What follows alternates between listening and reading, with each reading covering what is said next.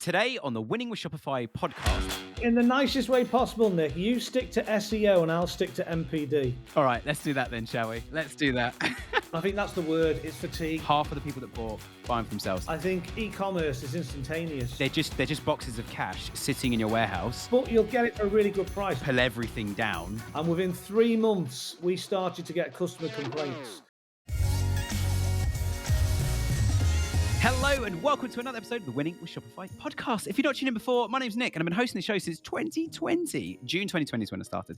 And if you haven't listened to the show yet, you've been missing out. And nothing to do with me. I'm not the star of the show here. I just host it and I get to talk to some amazing people. We get brands on, we get suppliers on, we get tech tools on, we get Shopify apps on. We have people that have done research papers and all sorts of other things to help you grow your store and make your store as successful as possible whilst having a lot of fun. And I was going to say a minimal stress. Stress is actually a really good thing. I'm reading a book about stress at the moment and how healthy it is for you. It's how you manage it. Anyway, enough tangents about stress. I'm not medically trained or anything at all. And if you're thinking you've tuned into the wrong podcast, you'd be right. We're going to be talking about Shopify and e-commerce. And joining me today is an absolute legend. And he's been on the show before. So Jonnie from Toasted. Jonnie, welcome back. How are you? Good morning or afternoon, rather, Nick. Yes, I'm good. Thank you very much for having me back. It's a pleasure. Well, it's lovely to have you here. And I love your product because I can't not look at the site and then think I am really hungry now. And I want to start a fire. So tell us more. What is your product? What do you guys sell? And also, really importantly, and I remember this from last time, who do you run it with as well? Because I love the story behind how it started. Okay, so Toasted is a family business and I set it up in 2020. And I brought my daughter on board at a very early age. She's currently at university, so she kind of like comes back and helps, but hopes to move back when she finishes at the end of September next year to help me drive the business even more. We're basically a family business that produces marshmallow and toast and dip kits and s'mores kits for families to enjoy. And the kits include all you would need to enjoy toasting marshmallows and making s'mores indoors, outdoors, or wherever the adventure takes you. They Or all in the include doorway. Yep. a reusable marshmallow toaster. They've got marshmallows, skewers, chocolate sprinkles. And the beauty about our products is that they're all packed in plastic-free packaging. And I think for us, as a business that started a few years ago, why not set your stall out to be plastic-free from day one and try and be as eco-friendly as possible? Because it's much easier to do it on day one than it is to try and change midway through that business journey. Amazing. And you've got some stories to tell, and we're going to dig into some of these as we go through. I love the product. It makes me so hungry. But we're going to talk, not immediately, we're going to talk a little bit later, actually, about brand positioning and how you bring some of those occasions and events and scenarios to life in your marketing and your product fit. And even just before we hit record, I saw one of your ads on on YouTube coming up. Probably from one of your PMAX campaigns that was popping up. That's quite exciting. But obviously around the corner right now, and you've got some real experience in this, as have I and lots of people in the agency behind me. But Black Friday, Cyber Monday is just around the corner. And you've put something really interesting in the notes ahead of today around email versus ads or both. Tell us how you guys are prepped for, bear in mind this is going to be your fifth Black Friday actually. You might have done it the first year or two, but your fifth one for Toasted as well. Talk us through the email versus ads conundrum. Okay, so it is a conundrum because as we've gone through the 5 years to get to where we are, we've had lots of learnings. Like anything in life, we say we're experts, but you can always learn and develop and improve. And I think it is a mixture of the two. You can't just rely solely on email because that only goes to your existing customer base or enlisted subscribers. And you can't just go to prospects via advertising. So I think it has to be a bit of both. And the reason I say it's both is because we've learned very, painfully last year and the year before that you can't do one without the other. And we've got a very strong and loyal customer base, but we've also actively got a very growing prospect subscriber list. And the whole strategy for this Black Friday is to encourage them to move through the steps and to engage for their first purchase, or indeed for us as a business that enjoys significant repeat business to try and entice them back for a second, a third, or a fourth purchase occasion. And to do that, it's about educating, it's about informing, it's about entertaining and showing them the potential usage occasions and maximizing the gifting opportunities. So people will Mm, buy for Black Friday predominantly for one reason, which is for Christmas and for gifting. They don't yeah. really buy for personal consumption unless you've got a small percentage who kind of will hoard and they will stockpile for use after Christmas and in Yep. Q1 because they see it cheaper and a better way to do it. We have no problem with that, Nick. We like those greater, higher, deeper basket spends. Hmm. However, in conjunction to that, ads are really important because they do two things. They show up in people's feeds to Hmm. new prospects, people who aren't aware of us, or even people who have come across the brand before. And it's about just pushing and nudging and enticing and bringing them to make that purchase during that Yep. Black Friday weekend. And for us, we're currently in the throes of pulling together our final, if you like, email and advertising campaign for Black Friday. And one of the key learnings from last year, Nick, which you may well have evidence in, given your background and your agency, is that Mm. Black Friday isn't just around those 4 days of Friday Yeah, to yeah. Cyber Monday. A lot of brands have extended it out and they're offering the full, if you like, promotional campaign for 7 days, starting on the Monday before the Black We've Friday. had longer than 7, a lot longer than 7. I think Right. our record was 7 weeks rather than 7 Really? days. Mm. Yeah, yeah. It caused a headache. The business nearly Yeah. fell apart in January Oh because my of God, I can imagine. And sale was that fatigue. And your yeah. initiative or was that a client to you? Don't do this was our was Oh, our right, yeah, official yeah, email. Yeah, yeah, yeah. yeah, And it was yeah, we reached January and everyone was like, "Well, it's been discounted for so long now. Why yeah, am I paying full price?" And we actually had to wait 2 or 3 months and just pull everything down. And the only option was to just pull all marketing down until kind of March, April, and then sort of slowly start trickling it back up. yeah, And over that time, they decided to launch like almost a completely new product range. Just to say, like, all the old stuff's gone. This is new. It's premium. It's luxury. They had to work so hard. We did get it back up and running, and we still work with those guys. But it was yeah, sell fatigue was quite extreme, quite extreme. yeah. And I think that's the word. It's fatigue because every brand is trying to capitalize on Black Friday. And Mm. so you can go earlier and try and get ahead of the pack, but does that do you any benefit in relation to your community and your audience? And you Probably really, for as the a first brand owner, week, I'd imagine. yeah, But I think yeah, that as well. Maximum, to be honest, Nick, I don't even think this year we will go a full week. I think we will just capitalize on maybe the Friday to the Monday, and we might do mm. teasers and incentives for the prior period and the post period. Yeah, yeah. Hey guys, I just want to take a moment aside from today's episode to introduce one of our amazing sponsors, Cavella. They are the all-in-one platform that helps you design, sample, and launch your product lines. Cavella are helping Shopify brands save up to 40% on stock costs thanks to their smart, streamlined supply chain. That means more profit for you, less costs, and loads of time saved in trying to get stock on your shelves. Right now, you can fast-track their waiting list and get 50% of your first sample order just by using the code WINNING at checkout. This is an exclusive offer for Winning with Shopify podcast listeners. Just go to the link in our description or in our bio to unlock the savings and skip the queue. You build your brand, save on stock, and step into the future of e-commerce with Cavella. That code again, WINNING. Back to the episode. Absolutely, which makes a lot of sense. I love what you say as well about the some people will buy for themselves. We did an email survey last year to one of our clients because we thought people were stockpiling for themselves because they're, or not necessarily stockpiling, but just buying gifts for themselves, Yeah. which I know sounds really bizarre because a lot of the things they bought were the same trends of things they'd bought earlier in the year. And it wasn't like oh, look, here's some data. It's not the kind of thing you go looking for. You don't look at like, there's this one period of the year and is that different to like all the people that buy 5+ times a year? Does their buying behavior at Christmas match what they're doing the rest of the year? And 50% of them were buying gifts and 50% were just buying another product for themselves while it was on discount. And it was literally a 50-50 of the revenue. Oh Half of my the people that God. bought buying for themselves, which I thought was fascinating.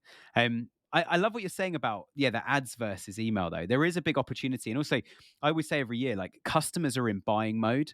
It's like be available because people's wallets are full and open and ready to roll. So if you're not around in that time, say you like go like second week of Jan, let's do a massive push in advertising with no discounts. It's like people are in discount mode. It depends obviously in the niche, the space, the country, everything, but people are in discount mode. So I think I love what you say about riding the wave when it's there, but then also knowing what we're going to do next afterwards, Yeah. which leads me on to my next question. So what are you guys planning for? Given that you've done 5 years of this now, what are you planning for January? How's that going to be different, obviously, to peak? We know what we're going to do in peak. What's going to be different in January? Okay, so in January this year, we're going to do things slightly differently. So I'm always kind of late to the party because I like to bring new products out. This Mm. year, as an example, we've brought Christmas and Halloween much earlier than we normally do. We launched late August. I've never done that Wow. before in 5 years. I am feeling the benefit of that because we've had significant sales of those two product lines, much more than we've Mm. had previously. So that's a real Yep. advantage. So carrying that trend forward, we've got new products ready to launch for Q1 stroke Q2. So we will launch those in mid January. And so Nice. they're kind of along the lines of fire pit kits, which we currently do, but we're going to be doing them on a much bigger, grander scale. Think Hmm. Toblerone in terms of triangular tube, but extend it to Yep. almost a meter in size. And that's kind of Nice. going to be where we're going to be focusing Q1 and certainly mid January. But what I Mm. would say, as a brand that is kind of consumed all year round and has an element of gifting, so we get a massive spike at Christmas, we don't fall off a cliff and don't sell anything in January and Yeah. Yeah. February. We still get a lot of consumption because people will be doing for the weekends. They'll be starting to prepare for camping, as well as back to school and gifting and people going back to university. So January, believe it or not, tends to be really busy for us. So it's a Nice. mixture of making sure we've got enough stock post Christmas to cope with the demand that we'll get. We don't really have to incentivize that much. So we're not doing really deep, kind of like, post Christmas sales. We Yep. might have a little kind of like a gentle offer, so to speak, but we're not kind of 50% off or 40% off because we never Mm. really go to those depths because we're not that type of brand or business. But what we will do is kind of like educate and incentivize and try and encourage people to maybe bulk buy. Maybe the average weight of purchase will Mm. increase because they're buying 3 or 4 kits at a discount rather than that Yep. single or additional purchase. Amazing. I mean, there's so much to go at in that. And I'm going to start with this one where you launched the range end of August. We've been launching stuff early for clients purely from an SEO point of view to get the ranking before the season hits. And Yeah. so some of our clients, we actually have pages live all year round for Black Friday, for Mother's Day, Father's Day, Valentine's Day, Labor Day for American businesses, Thanksgiving. We have these pages live all year. So we're already like in the top ranking and already competing while there's zero demand. And as the demand starts to trickle in, we're already number one. And then the product range launches. So we put like an email, sign up to be the first to hear about this, but we're going to email you right up until it starts about all the other things that are similar. So if you're celebrating Mother's Day, well, Father's Day is coming. So, we've got Father's Day to talk about. And then we've got Christmas, which is also gifting. And then we've got Valentine's Day, which is always also gifting. So if you're a big gift buyer, we've got the whole year to talk about you until the next Mother's Day when you're going to buy the thing that you've actually signed up on the waiting list for. So there's all these email stories, but the SEO especially is you do not want to try and get to number one on Google on Black Friday, starting at 1 minute past midnight. You will not be there by the end of the day. And now it's Saturday and Black Well, Friday's do you know gone, what? or That's it's really interesting because still what you're Cyber saying Weekend. there But is you're kind of capitalizing on first mover advantage from an mm, SEO optimization, which there aren't absolutely. many people in the industry that talk about that. So that's quite refreshing. It is part of our secret sauce, and my SEO agency tell me off for telling too much on here. They're like, people should pay for these things. Obviously, someone's still got to go and build the thing and make it work. There's still the whole of Yeah, SEO to yeah. be number one. But yeah, I think it's fascinating to see how early businesses and brands start to go on this. And we've got notes here as well, Jonnie, about expanding your range with your niche and identifying new growth opportunities. And you've mentioned the biggest buzzwords in the last 5 years, which is vegan, gluten-free, and dairy-free, which are all fantastic things to the right person, which is cool. How complicated is that to branch out into those for products like yours, where marshmallows, I don't even know, are they traditionally all those things or are they specifically made of milk? Like, I actually have no idea. I've eaten them loads over the years. I've never looked in the back of a packet. Well, you'll be surprised. Most marshmallows in the UK include gelatin of a beef or pork basis, and Oh, wow. therefore they are obviously non-vegan, non-vegetarian. Um, And some religions as well, which is another important market. Yeah. Correct. It is an important market, particularly as I think we've noticed, certainly in the last 5 years, there's been a significant level of interest and growth in s'mores each year on year on year. I Mm. guess, back on the Americanization and the normal consumer trends. But we've Yep. also done a lot of work. We've advertised quite heavily in the last 5 years. You yourself mentioned before an advert popped up on YouTube. So Yep. we've kind of really, from a category perspective, been the only people driving the growth of s'mores and marshmallow kits. Mm. To switch to vegan and gluten free and dairy free hasn't been easy. because as a brand of our nature and my background being in food of 25 years, I'm very much quality first. And if I Mm, can't get a quality component that ticks the box for vegan or gluten free or dairy free, then we won't consider it. And so in the mm, early days, we launched a three from kit as a kind of tick all boxes. And the okay. quality of the chocolate that we managed to get at the time that was dairy free, vegan, and so forth was excellent. Fast forward 2 years, that said supplier in a very difficult marketplace decided to close their business. So we Mm, ended up again going around the market and trying to search for a quality replacement. It was a challenge. We didn't really have a range for about a year. But now I'm happy to say that we've got kind of like the best selling, the fastest growing vegan s'mores kit in different sizes. We're even about to launch a vegan hot chocolate kit. oh, Um, nice. and we're doing really well on that area. And it covers four bases, as you said, not just gluten free and vegan and vegetarian and dairy free, but also the Mm, religious. So we get a lot of halal type consumers yeah. who are really interested to give the kids that experience. They may have gone Hmm. to a birthday party where people have bought 30 of our mini s'mores kits, and they might have been a recipient of a vegan mini s'mores kit, which they thought was absolutely Yeah. wonderful because their kids are not Mm. missing out and they can enjoy the experience and the occasion. That's good. And one of the other areas that we've really benefited from is corporate gifting. Because if Mm, you're a business and you're looking to source corporate gifts, you want a product that has a bit of flexibility. So if I've yeah. got 100 employees and I'm going to send a s'mores or a gifting kit to, what about Mm. my vegan and dairy free and gluten free Yeah, members of yeah. And staff? in a workplace, don't take any chances, is my Oh no, you experience. It's like can't. just cater to everyone and ask no questions apart from what do I need to cater for? Yeah, and we even get some corporate customers saying, "Look, it'll be easier. Let's just do 100 vegan kits so everyone gets the same kit." Yeah, yeah. I had someone recently, and I won't name names, so I can say what I can give you the full quote for everyone listening. But I the other day he said he went on a rant like I couldn't eat vegan, I don't want vegan, so quite an ignorant kind of view. I think I eat a lot of vegan food stuff, and then he goes in the middle of this rant, he goes, "Oh no, I could never eat vegan chocolate. I just couldn't do it. Like just it wouldn't work." I said, do you like dark chocolate?" And he goes, "Well, yeah, but only the non-vegan ones." I'm like, "I don't think any dark chocolate is like milk free. It's just cocoa." And he was like, Correct. Shows "Well," how and then kind of, naive. yeah, and it was sort of well, yeah, I don't mind that one, but I just thought it was brilliant. But yeah, but point being is you're absolutely Yeah, no, right we with come the across that all the actually the time, Nick. safest option Lots of sometimes. people have examples.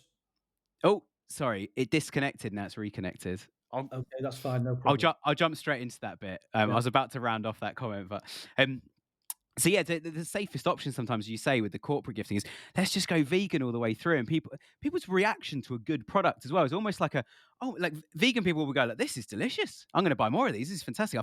As a vegan, I found a new product, or as someone who's got some sort of dietary requirement, I found a new product I can have. This is fantastic. To everyone else going, that's vegan. That's all right. That's actually really nice. Like I quite like that. And I've actually like I'm not completely dairy free. I can have a low level of dairy too much, and it just makes me feel unwell. So I've found some really good dairy-free cheeses now that I eat. Someone's just on their own. I literally just go, I'm going to have some cheese and wine. I'm going to choose the vegan option because it's so much less like all the bloating and all the other stuff. And you can sleep properly afterwards because your body's not trying to digest. There's all yeah. these like good outputs. So I think having those options, I mean, you've mentioned, I'm not going to go down all these routes. You've mentioned supply chain issues. We talk a lot about that on the show. You've mentioned corporate gifting, fantastic idea, which links, I think, into, again, bigger orders, links into something right at the end of my notes about wholesale. We're going to talk about in a bit as well, and going into that. But I'm going to bring up the question now because I mentioned at the start, and you've mentioned so many different situations and scenarios where someone would enjoy your product. How do you bring that to life in your branding? Because your brand like yours starts to get to the point where you got so many messages and avenues and wordings and benefits and USPs that you could go down. How do you structure and organize that in your communications, your marketing messages, your emails, your adverts? How do you decide which one to roll with where? Great question. So for us, we tend to simplify it. We will Mm, try to use the enjoyment factor, which is mhm. the outcome from the product as the hero. Yeah. And then we will wrap around the potential usage occasion or the gifting opportunity Mhm. around that hero proposition. So it simplifies it. So a lot of our ads that you may see on YouTube or Meta or Google, it's all about the product and the enjoyment, and Mm. then we'll wrap the copy and the text and the positioning, if you like, around the different scenarios that we're trying to focus Yeah. in on. Yeah, yeah. The one that's come up, I've just gone straight back to the page. I actually shut it and reopened it. It's got one of your little toasted heat kits with a little flame coming out of it. Sorry, not heat, the little it's literally like the Little fire, and then it's marshmallow got some toast. packets behind it, some fairy lights in the background, so clearly and a tree clearly outside. So like, yeah, I see what you mean. Like it's very kind of this could be you, which is the first rule of marketing and sales is always features tell, benefits sell. Yeah. And I find so often brands we work with, they look in their warehouse and go like, oh look, there's one of these, let's call it that. And it's like customers don't call it that. They so often customers call it the size, the color, or where they're going to use it. They don't Yeah. necessarily call it the thing. So they might not search to find you marshmallows, but they might search like small kits, Yeah. as I would imagine. Having not done any keyword research, am I close? Is that far off? Or No, you're pretty on the mark, and I guess the rest of your Mm, colleagues in your agency will be patting themselves on the back for a job well done, there we because go. you nailed it. They're the key words. Yeah, yeah, absolutely, absolutely. And let's talk about wholesale then. So obviously, you could sell one product, or you could discount it and sell 1,000 of them somewhere. Are you guys? Is that in the future? Are you doing that already? Like, where are you guys at with the wholesale side of the business? Very good question, Nick. So we started our wholesale journey earlier this year. Now, anyone Hmm. that knows or anyone listening to the podcast knows that if you sell wholesale, you sell it at a lot lower price than you would if you were selling it e-commerce and DTC, because Yep. you've got to give the retailer the opportunity to make a margin. Common sense. Hmm. However, the benefit being you're selling bulk, bigger quantities, and you tend to be paid in a similar way if you're using a platform like, say, Fair. So Yep. this year we've branched out and we've really gone for it. So we had major listings in two of the UK's largest garden centres, Hmm. which was really beneficial. We've also started to focus in on the online wholesale platforms like Fair. However, in saying that, it also frustrates me because when you have a platform like Fair who are only interested in selling and obviously taking the commission, they're not really interested in the end user and are they a potential stockist, or is it Hmm. someone who's just registered on Fair, like in my example last week where I got an order, Yeah. 40 kits, this is brilliant, this is great, do a quick check on who the customer was, and it's a care home. So Yeah. clearly, an owner of a care home has decided to make a purchase, maybe to gift staff. They will never repeat that purchase, but they Mm. managed to get wholesale discount. So the anomalies aside, I think wholesale as a part of your business strategy can really complement your growth. And that's the way Hmm. we look at it. So higher margins through DTC, lower margins through wholesale, but wholesale get you more eyeballs and more fingers on the product when it's in situ in convenience and gift shops and garden centres and those additional retail environments, which only then lead to people coming back to your brand online. So it adds to that virtuous cycle. Yeah. Do you ever find that in your warehouse you have dead stock? You can't sell it, no one wants to buy it, and you can't get a refund on it.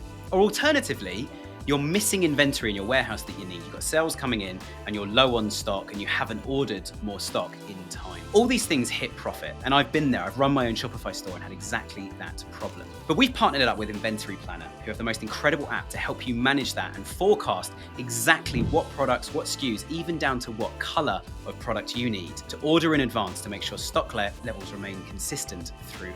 They're also running a 7-day boot camp. And if you want to go and sign up to that, it's 7 emails over 7 days. And it takes the same amount of time as your morning coffee. And in 7 days, like me, you can become an inventory management pro. Both links are in the description. Enjoy. Absolutely. You make some good points. And a lot of businesses we've spoken to over the years, or business I've worked with, they go through these phases with wholesale. One is when they start on like Fair, or they get a contract through like, or maybe it's like with marketplaces. So like your Amazons, your Wayfairs, etc. And obviously relevant to each company or each brand. You start there, then you move into a phase of like, okay, let's actually make some of these stockists now like proper relationships. And then you move into a phase of going, let's hire a sales director and just give them a company car and be like, do 500 laps of the United Kingdom or the United States, and do not come back until you've got a billion contracts signed from every possible place that could stock us. And now we've made it. And obviously, every time you go up the food chain or go up each of those steps, the initial outlay cost goes up, but the rewards go up as well, and you get those relationships. There was a similar food and drink brand I spoke to about a year ago who they managed to get one contract with British Airways to sell their food within the British Airways like meals they were doing on the planes. And as soon as they got that, they just phoned all the other airlines and said, "We've just signed this. Well, we've got this contract in principle. We haven't put our signature on it. Would you like to cut us a better deal?" And just started like negotiating them, and they managed to increase their margin by 22%, not signing the British Airways one. They ended up, I think it Oh was my either God, brilliant. Qatar or Emirates, and I thought it was so smart.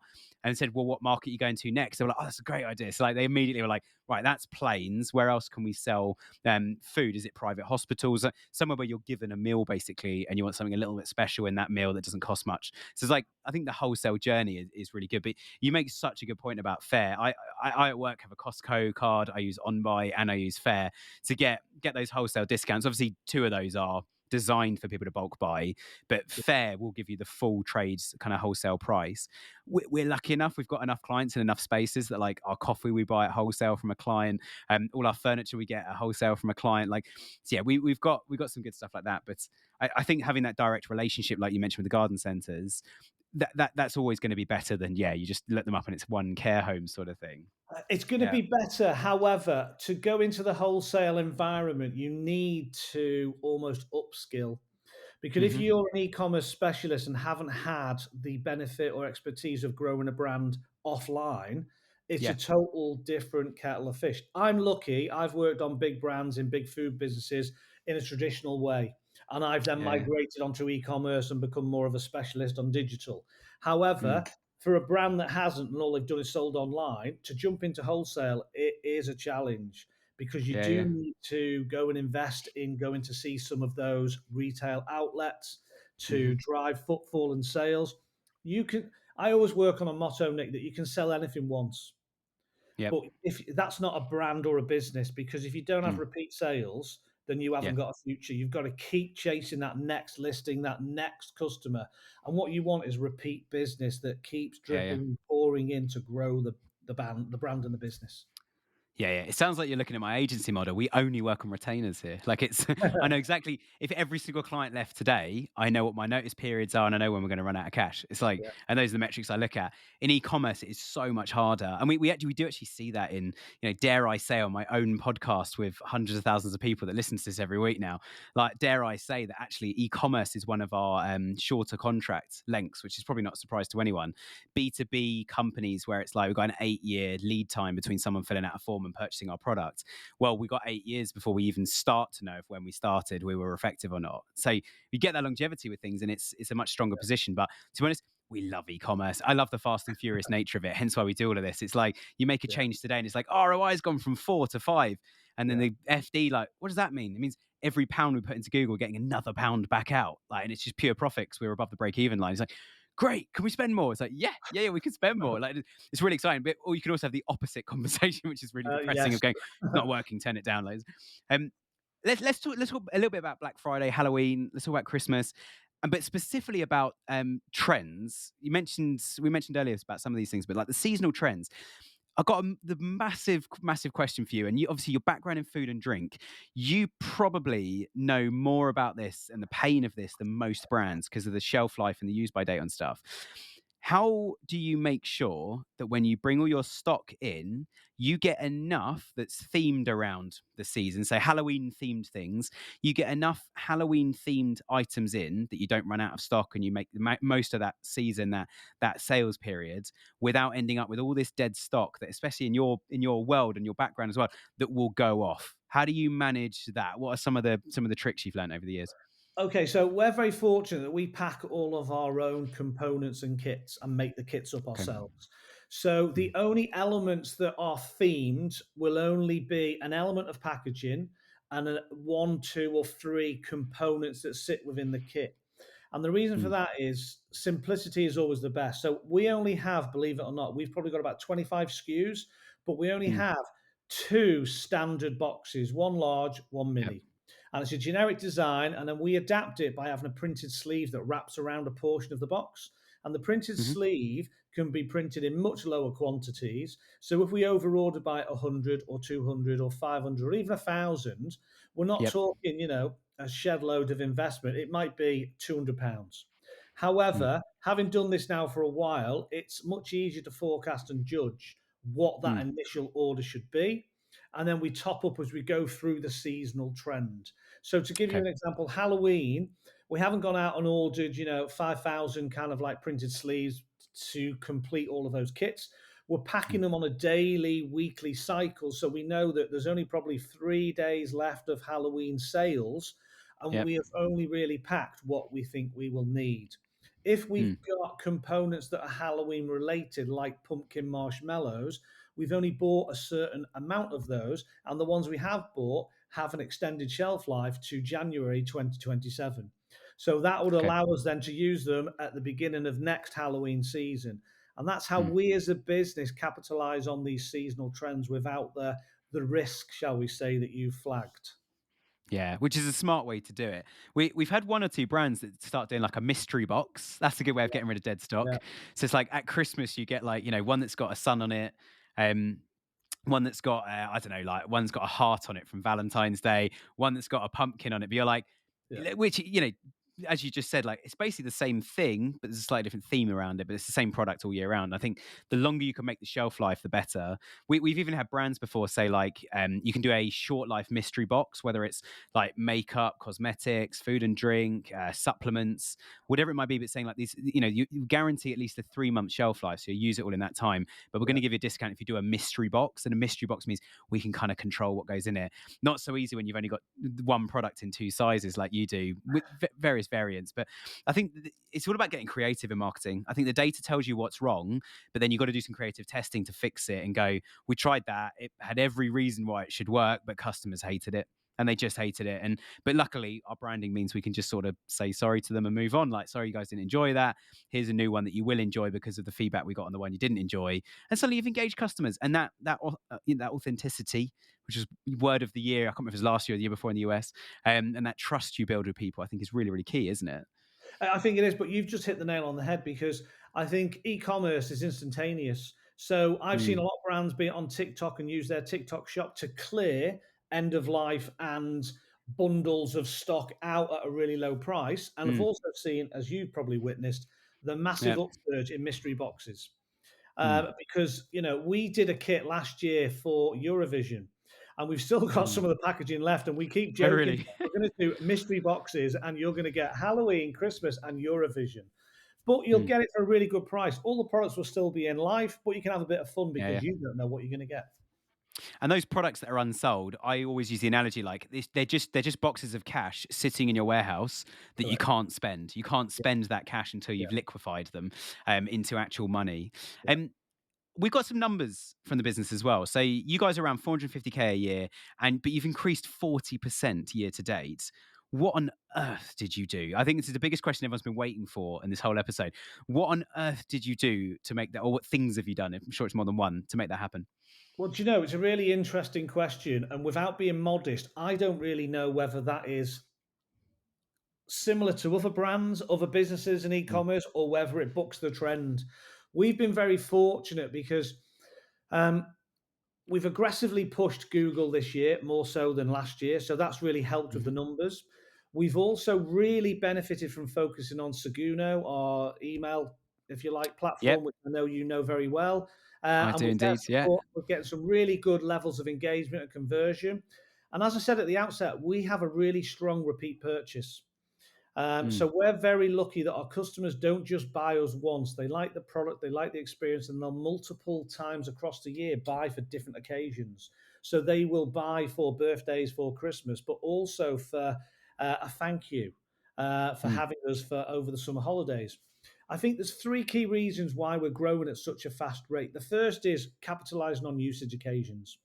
So Mhm. we've been really focused on summer holidays. So we Okay. really do well in the summer where people take us to their staycations, they take us camping and caravanning.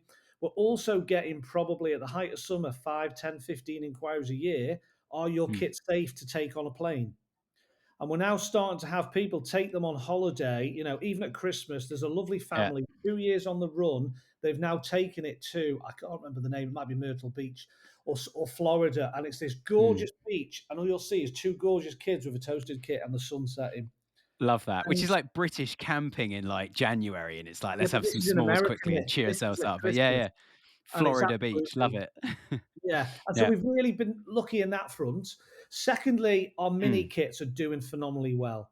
So our mm, mini kits are miniature versions of what we've done so well for the last 4 years. They're a lower price point, so they have a greater opportunity for gifting. We're able to sell them to people who are using them, believe it or not, for party bags. And so mhm. they will buy them in multiples of 10, 15, 20, even 30s. So when you've got an 8-year-old having a birthday party, they're buying 30 of these to put in a bag as a thank you for coming to the birthday. They get heavy discounts, so they're much more competitively priced. But that's really helped to drive our sales and growth. So, Johnny, you've said a few things now, and I'm going to emphasize this quite a lot. A lot of people look at other brands and say, okay, sorry, a lot of brands look at customers and say, do you know what? There's a customer and they've got this question, they want this product. Whereas you've mentioned that the customer takes you with them on a plane, on a holiday to Florida, which I think it's an example of how you view the customer and therefore why customers are so engaged with you, why lifetime value and things is so high. And I say to people here in the agency, if we're working with a brand or a client at all, imagine there's a boat and we're holding two of 30 or 40 oars, keeping that boat moving. So as Yeah. soon as you say we're helping you with your business and it's your thing, well, we're not taking any ownership of what we're doing anymore. So we're just naturally not going to care as much and we're not going to do as good a job. And so I love the fact that you talk about your customers like that. But just one marketing idea, and this is where all marketing stuff starts. If people are asking, can I take it on a plane? Surely your 15 SKUs needs to become 16 SKUs or whatever number you said earlier, and do a plain safe kit and just put the same stuff in. Surely that's what's needed here, Johnny. Is like a this one's safe for cars, this one's safe for campings, this one's safe for nuclear power stations, this one's safe for planes. In the nicest way possible, Nick, you stick to SEO and I'll stick to MPD. All right, let's do that then, shall we? Let's do that. Good idea. And I think we're getting there, but not quite that way. Yeah, absolutely. I mean, the way we do it is if somebody wants like a blue one, we make sure there's a way of shopping just all the blue products on this store. But yeah, makes a lot of sense. Makes a lot of sense. Anyway, let's drill down to the last thing then. So we've mentioned wholesale. How are you guys at the moment? You're based in the UK. We've got the government and the previous governments have all been a bunch of morons. Yep. Apologies if that offends anyone listening, but I think it's a unanimous thing in the UK that we just don't like politics anymore, Yeah. and haven't done since probably 2008. Maybe some of us who remember the 70s, which I don't, also disliked politicians in the 70s. Anyway, where are you going? It's a very difficult climate. Where are you guys going? Where's your focus? What do you want to achieve? Where are the opportunities for a business like yours at the moment? Okay, so the opportunities for us, interestingly enough, are one, follow the same plan. Hmm. So, and our plan seems to be there's still a lot of the UK market to go at. There's over 10.5 million families, if not more, and we're Yeah. only really scratching the surface. Wholesale is a massive opportunity for us, as well as gaining direct distribution in, if you like, key usage arenas. And by that, I mean caravan parks, centre parks, Mm, areas where our family model go and use the kits and have fun and go on staycations too.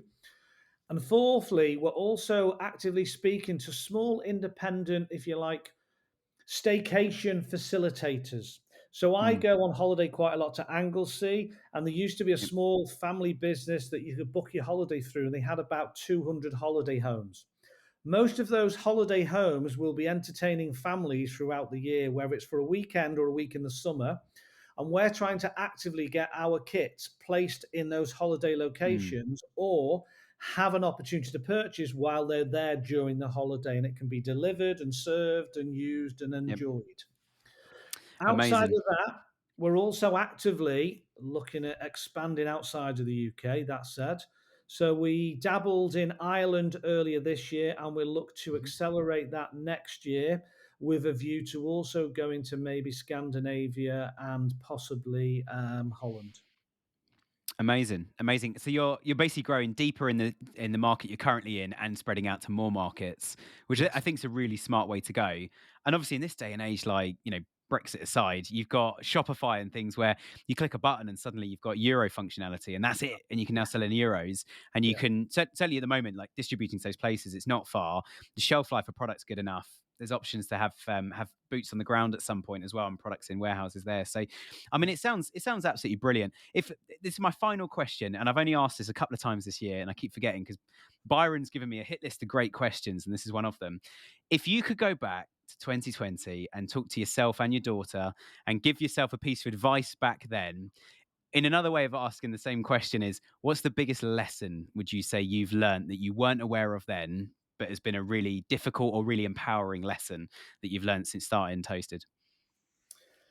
Oh, Nick, or should I say Where Byron? to That's a start? really good question. Yeah. Um, okay, I'll probably answer it two ways. One of Hmm. the earliest learnings in the business, and granted, I will just elaborate. My background as a marketing director for 25 years, so you would think that I'm pretty focused and switched on. So when we launched the business, I Yeah. launched it with a printed box, the same box that we use today, and it had top right hand corner a big white space so we could label the address label on, and we were just posting them Hmm. out direct to people. Yep. At no point during the launch of that business did I ever think this would also become a gifting opportunity.